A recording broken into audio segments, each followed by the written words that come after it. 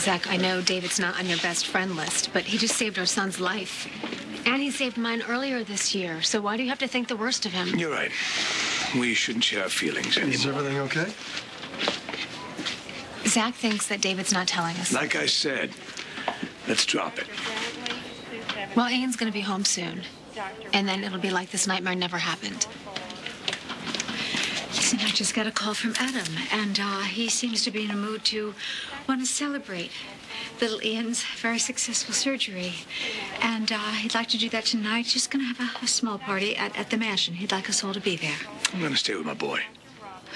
Well, I don't blame you for that. But you guys go. Have a good time.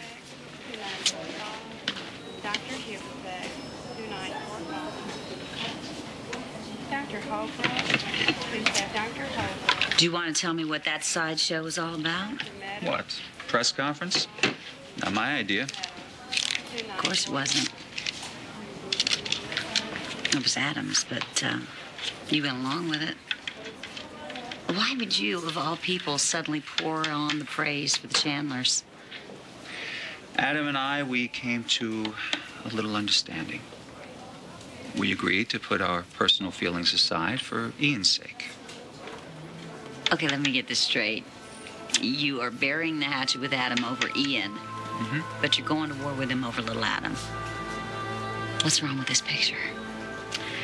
You should know by now that everything I do is done with little Adam foremost in my mind. This case was no different. Will you stop being so dramatic?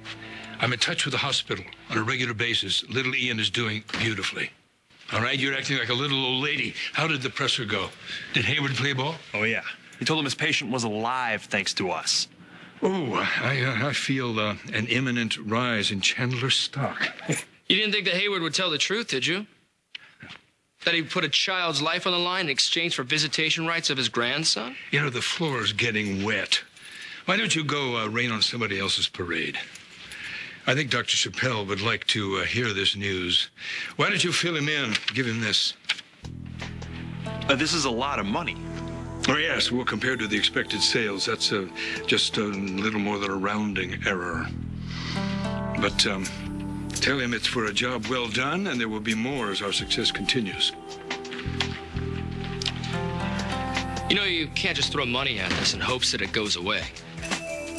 Oh, no, you're wrong about that. I'd expect you to know that money has a marvelous massaging effect on the guiltiest of consciences. Don't worry. Dr. Chappelle won't be a problem for long. What kind of deal did you make with Adam? The days of sneaking around the Chandler tunnels to see our grandson are over. From now on, all we have to do is march right up to the front door and knock. I'm sorry, I just don't believe that. I don't believe that Adam or JR would give you free rein with little Adam. I mean, just for talking up their company to the press? Well, maybe not free rein, but close enough. In fact, you and I have a little invitation today for a celebration at the mansion. There's something you're not telling me. What do you mean? Like a secret between us? Now, why would I do something like that to you? Here you are. Everything's in order. All it needs are your signatures. That's great. Thank you.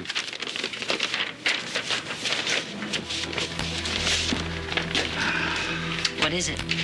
Oh, just a little insurance policy. A legal guarantee regarding my visitation with my grandson. You see, unlike you, Crystal, I'm not holding on to secrets. I made a straight-up deal with Adam to put the heart valve into little Ian in exchange for access to our grandson. You bargained with Ian's life. What if something happened? But it didn't. And I satisfied my part of the bargain. This is going to guarantee that Adam holds up his.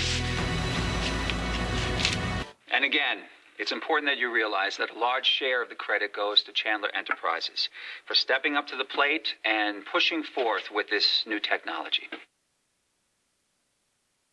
That was Chief of Staff Dr. David Hayward a short time ago at Pine Valley Hospital, describing a revolutionary new heart valve implanted in a young boy only 21 months of age.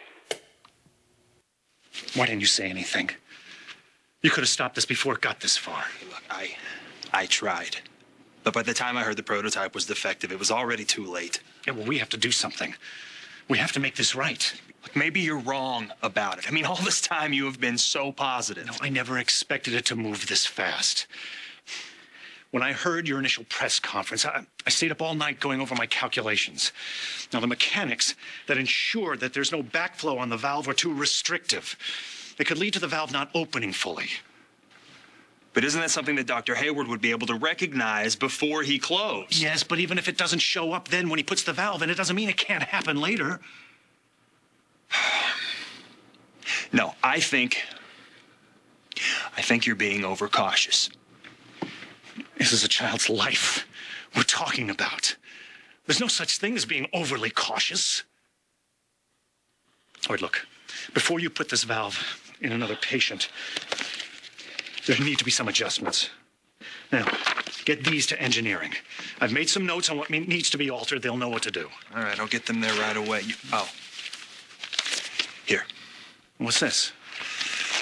We wanted to make sure that you were properly compensated for all your hard work.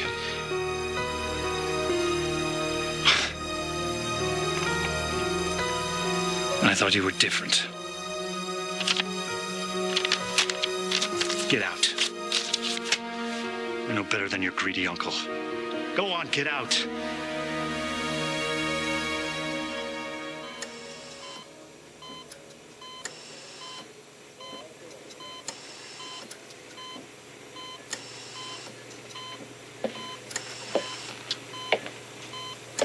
Hey. Hey. You not going to Adam's celebration party? No, no way. I can't celebrate, not until Ian's home safely. What is it you saw in David's eyes that made you feel so uneasy? I saw lies.